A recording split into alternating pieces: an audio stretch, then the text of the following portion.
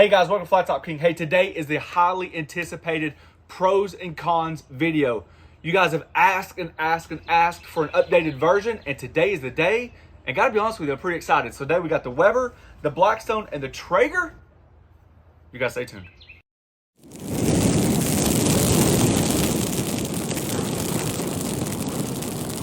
Before we dive deep into each one, there's something that I want to do different this time. We're going to turn each griddle on low for about 15 minutes. So let me show you this.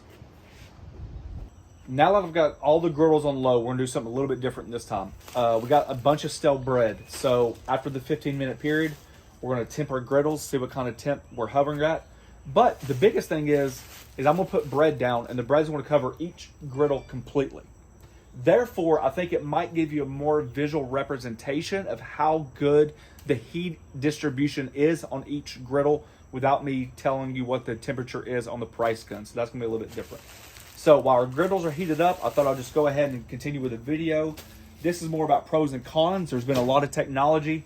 That's why we've upgraded the Blackstone griddle, because this was the brand new one this year. It's got a new griddle top.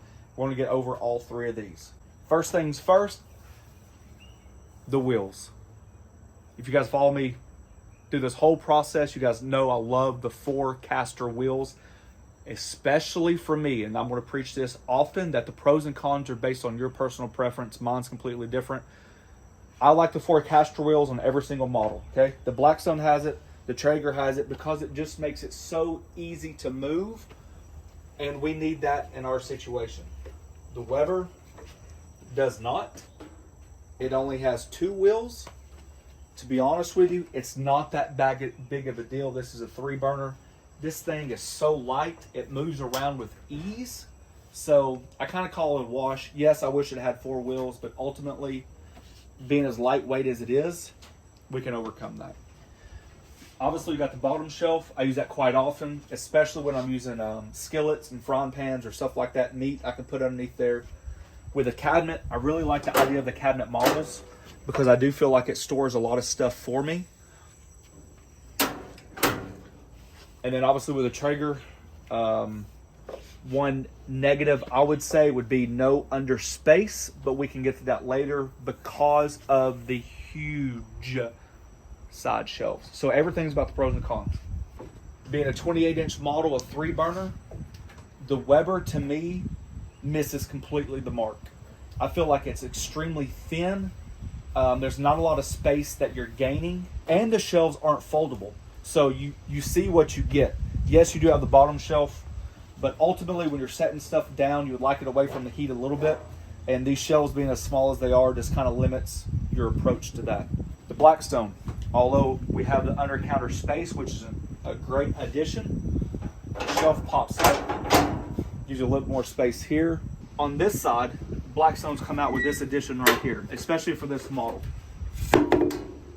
Very quick, very easy.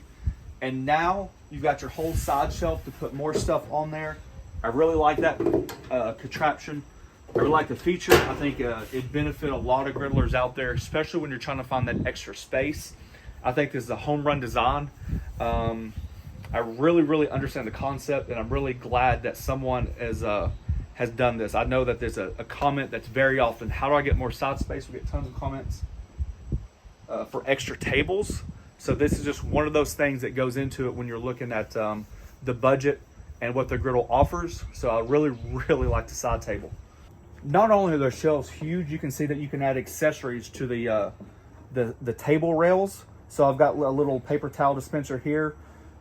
These are sold separately. You can definitely attach this one anywhere you want to. You can do it on the other side. You can do all kinds of combinations. So once again, it just enlarges your area. You can put your spices, your oils. You can put your paper towel upside down in there or right side up. So a lot of features that come just with the size of the shelf and the rails. I really like this. I like the side shelves being this big, and I really like the addition of these. Grease trap management. It's a 2 idea system that we're looking at. Where the grease is stored, how the grease gets into that situation, okay? So with Traeger, they put it underneath the griddle right here. You can see how massive it is. They've got these cups. No doubt about it, it's the biggest grease trap in the game. This thing is heavy duty as sin. Love the capacity.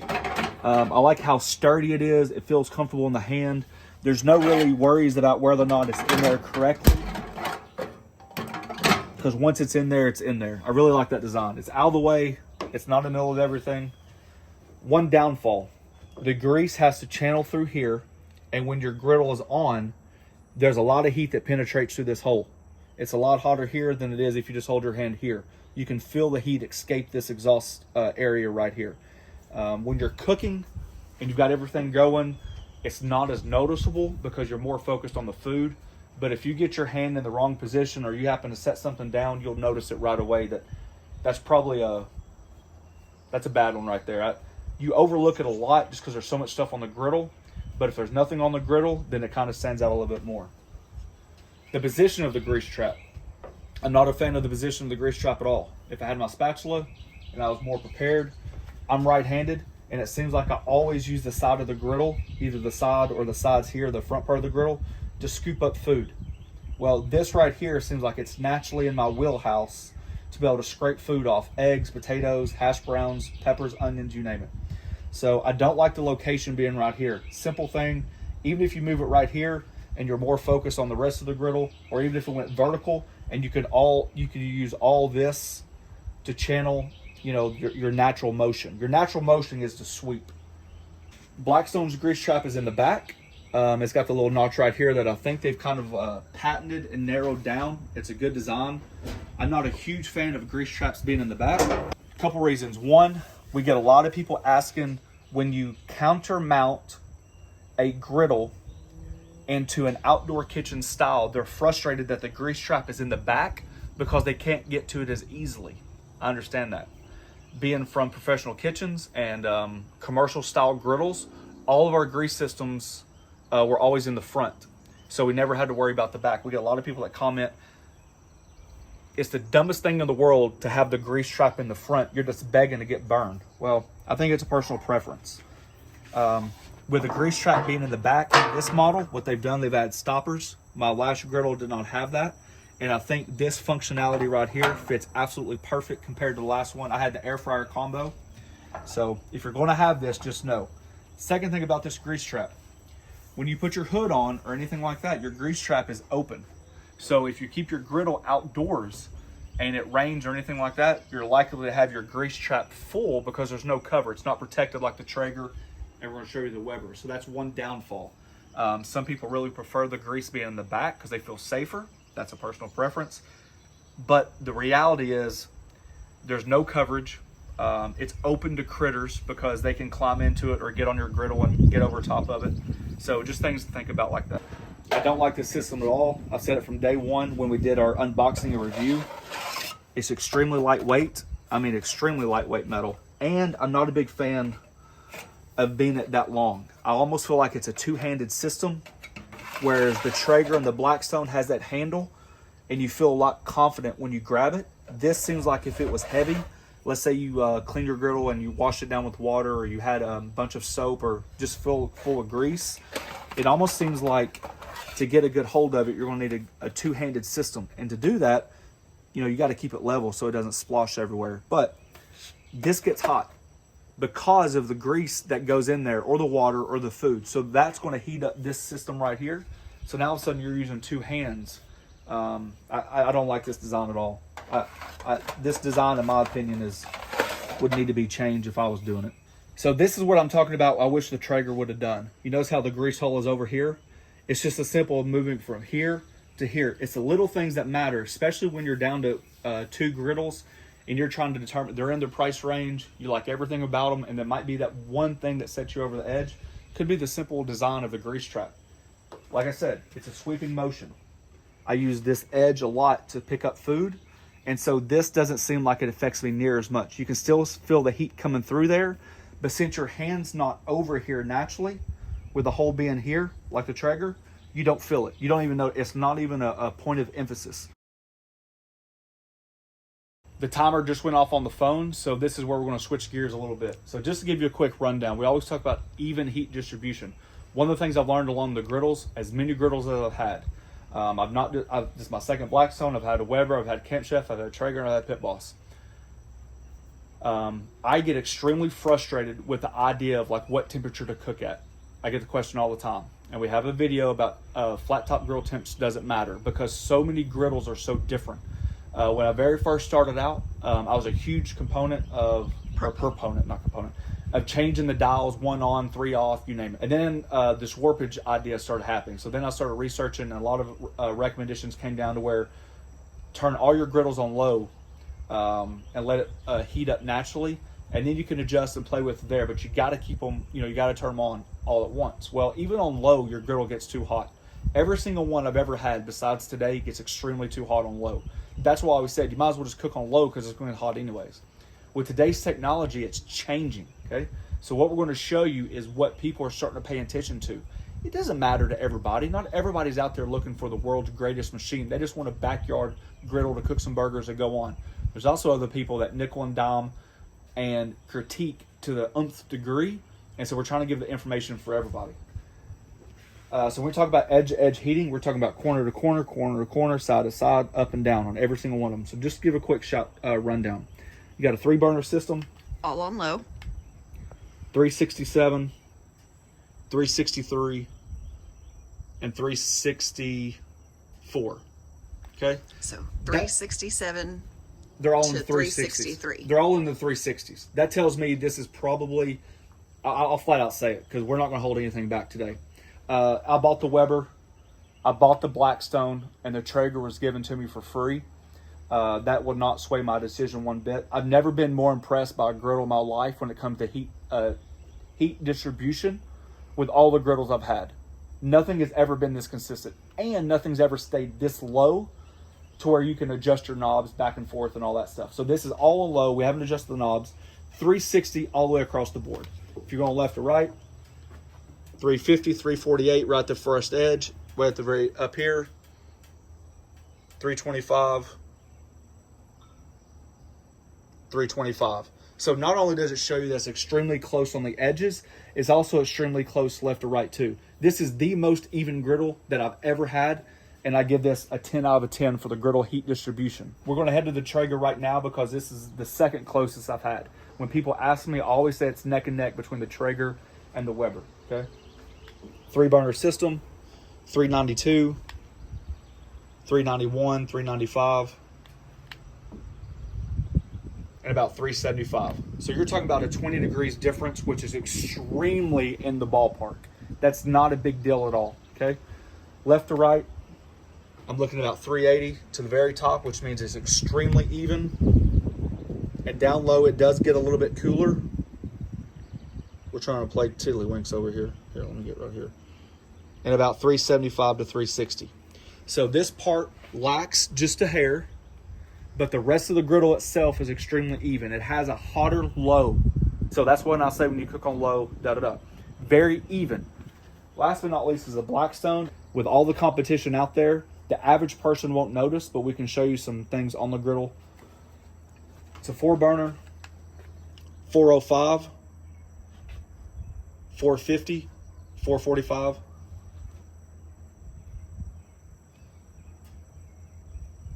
430,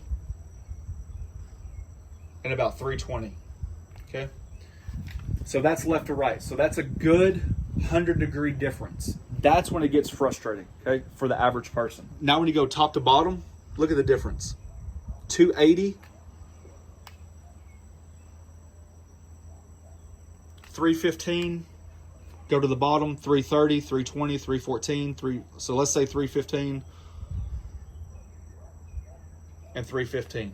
So the bottom heats evenly, but it heats evenly with not enough heat, okay?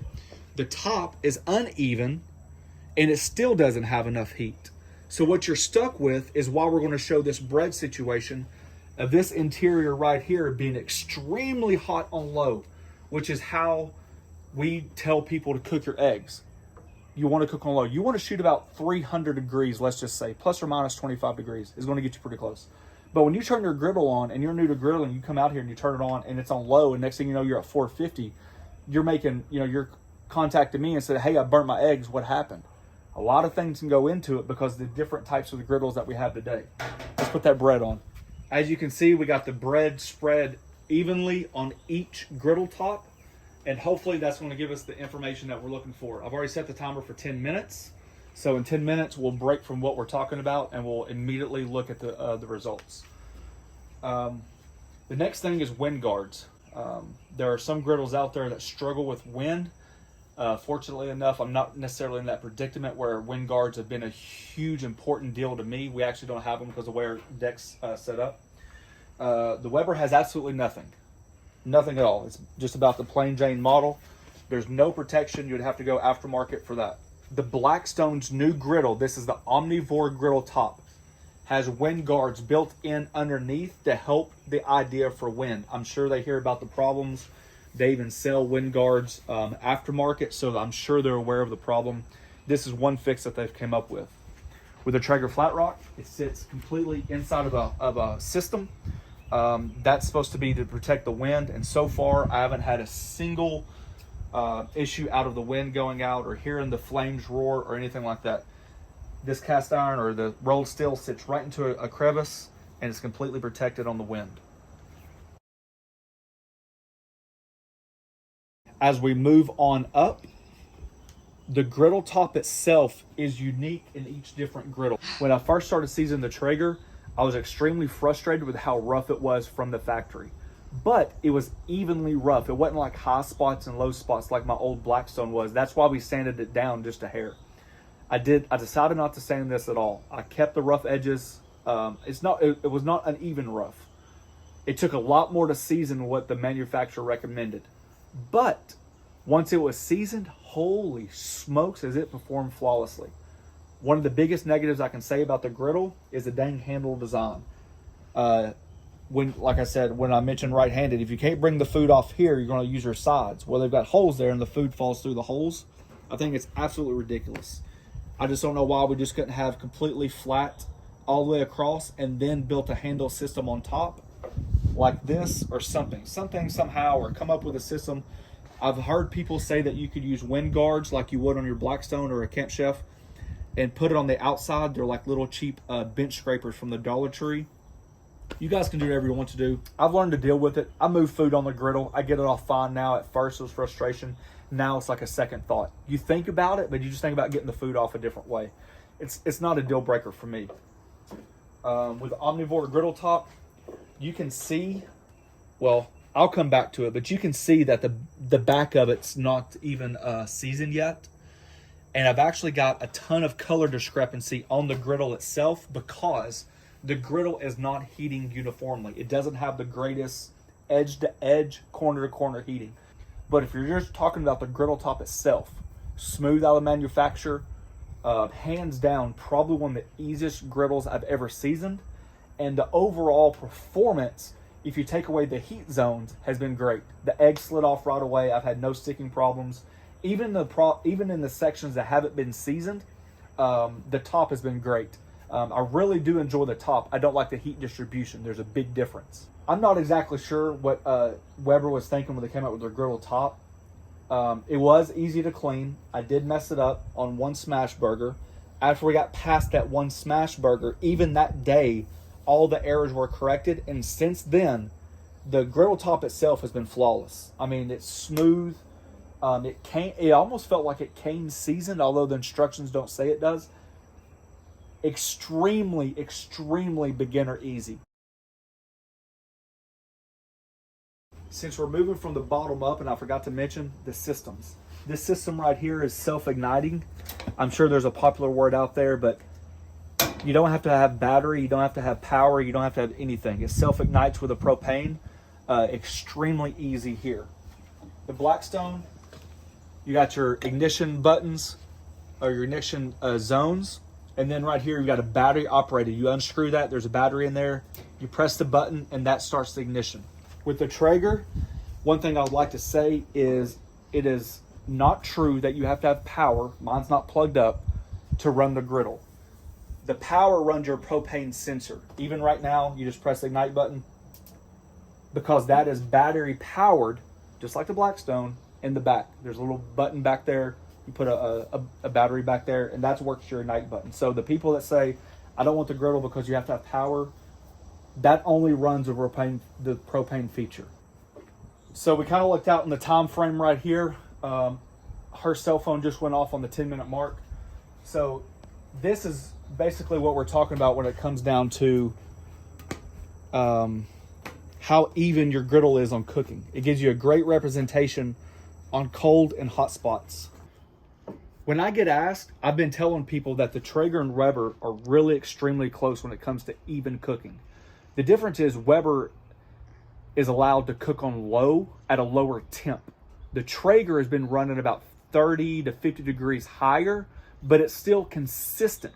So I can handle the consistency, right? That's what we talk about. You can see how even the bread is. Over here, this is what I've been preaching. This is proof of the pudding. This is what I've been saying. So when people say you should have done this, you need to buy this, this is just a standard griddle we bought at the store. I've told everybody that you got an extreme hot zone in the middle, and then the edges don't even get seasoned. And this is a great representation. That bread was just like this. So when I flipped it over, I went like that. So you can see the line where it doesn't even get cooked at all. And then the inside here, it's burnt. Why does that matter? Because when somebody says, hey, I want to cook eggs, what temperature do I need to cook eggs at? Well, let's say about 300 to 325 degrees. Okay, what temperature do I need to put my griddle at? Well, what griddle do you have? Are you using, what part of the griddle are you going to use? What zones do you have? All that matters when it comes to griddle cooking. And then over here, you can see that it's not as even, okay? This side's a little light. You got your power alley here. It's a good zone right here. But the difference is these are lighter colors, okay? This is able to cook on low more often. Once you turn everything on low, it stays low. It builds up to about 350 to 380. And so for the low part, that's what I really enjoyed about this. It doesn't have the world's greatest high-end power, but let's just say, here's another analogy, that the speed limit's 70 miles per hour and your vehicle goes 130 miles per hour. How many times are you actually going to use 130 miles per hour, right? So you cruise at 70. So a good medium high heat, and you're never going to know the difference. Getting very close to the end. Thanks for staying with us this long. I know a lot of people have been anticipated this. Not really other way I can do it besides just being open and honest. The lids. We're in a different situation. We like to take the lids off. The average consumer out there, I'd probably say 95% of people will not be taking their lids off over their griddles. We do, because we have to move the griddles around to film. With the Traeger, it says 3 different places. It says right here, and it says in the manual 2 different times, lid must open when any of the burners are in operation. I know there's some content out there where they're closing the dome or closing the lid to use it as a dome. That's each individual person. I'm only doing what the manual says. Once you get it, you can do whatever you want to with it. I think that's a big no-no. Being on the higher price of griddles, I would think that you would want your lid to be useful as well, besides just protecting it. I feel like it's built like a rock, like a spaceship. It's solid. It's one of the biggest surfaces areas that we've had, and I absolutely love this Traeger Flat Rock. There are things I wish they would have done different. In my opinion, ultimately doesn't matter. The Blackstone has this awesome hood. You talking about one of the very few things that won't matter to anybody at all, except probably me, is the ease of the hood. On the Traeger, you got to undo bolts and all that stuff to take it off. Yep. The Blackstone has just a long screw, and it sits on these little edges right here. And so the hood itself is extremely versatile. You can remove it very easily, no bolts required. It hinges very nicely. But it also says in the manual that you can close the hood and use it as a dome up to 10 minutes. I'm sure the dome police isn't, or the hood police isn't going to come after you for 11 or 12 minutes. But that's what the manual says, and I'm happy with that. At least that gets you to be able to use the lid instead of just having expensive coverage. Like I said, on the Weber, there's not a lot of bells and whistles. The cover must be open when main burners are in operation. It's got 2 little hooks on the back to where you can just hang it off the back like this. And then it just comes up just like this. But if you can't use the hood, then once again, but being on the lower end of the price, I can understand it. There's tons of things out there that you could buy. Blackstone sells a million accessories. I know somebody's going to ask about BTUs. This griddle here has less BTUs than my other one, but ultimately it has not changed my top end heat. My other Blackstone had the same heating design on the inside along with this. I didn't open up any of the griddles to show you what's underneath because it really doesn't matter, right? It doesn't matter if it's a horseshoe. It doesn't matter if it's got partitions. It doesn't matter if it's got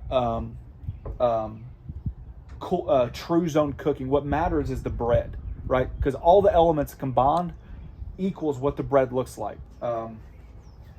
Like I said, when the mile per hour is 70 miles per hour, I don't know if you need a 500 mile per hour BTU to fire up your griddle.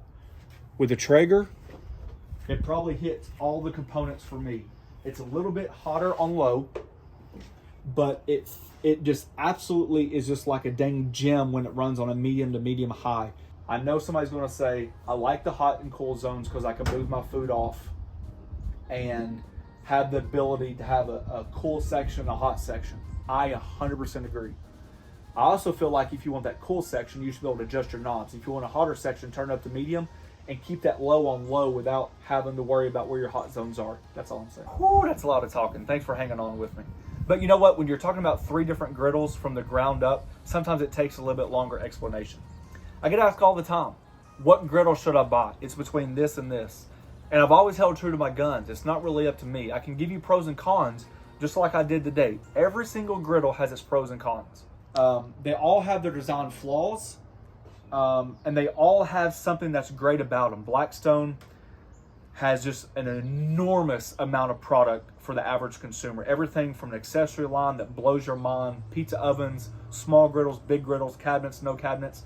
And these other companies are starting to come into the mix, and they're bringing something to their customer base. All right, guys, there you go. So if you're interested, we have a join button down below. It's a membership program. We thank each and every one of you for taking time for doing so. And check us out on the Griddle group on Facebook. Of course, that's where we're talking about griddles. And that's where the inspiration for this video came, because you guys were saying, hey, when is the new video coming out to compare the 3 models? Thanks for watching. Don't forget to press that subscribe button. Pound, and don't forget to share with your friends.